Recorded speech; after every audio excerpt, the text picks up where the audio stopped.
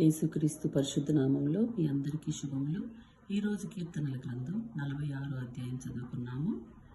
దేవుడు మనకు ఆశ్రయమును దుర్గమునై ఉన్నాడు. ఆపత్కాలములో ఆయన నమ్ముకునదగిన సహాయకుడు. కావున భూమి మార్పు నొందినను, నడి సముద్రములలో పర్వతములు మునిగినను, వాటి జలములు ఘోషించుచు నొరగలు కట్టినను, ఆ పొంగునకు పర్వతములు కదిలినను మనము భయపడము.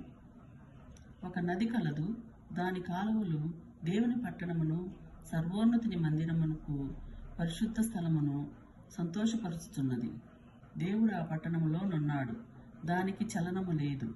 అరుణోదయమున దేవుడు దాని సహాయం చేయుచున్నాడు. జనులు ఘోషించుచున్నవి, రాజ్యములు కదులుచున్నవి. ఆయన తన కంఠధ్వని వినిపించగా భూమి కరిగిపోవచున్నది. సైన్యములకు అధిపతియగు యెహోవా మనకు తోడై ఉన్నాడు. యాకోబు యొక్క దేవుడు మనకు ఆశ్రయమై ఉన్నాడు. యెహోవా చేసిన కార్యములు వచ్చి చూచుడి. ఆయనే భూమి మీద నాశనములు కలుగు చేయువాడు.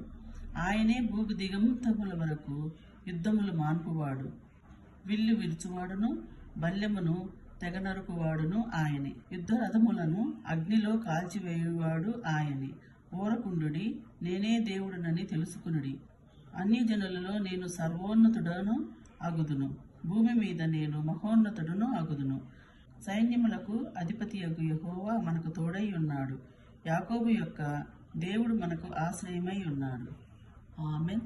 మిమ్మల్ని అందరినీ దేవుడు దీవించబడును గాక.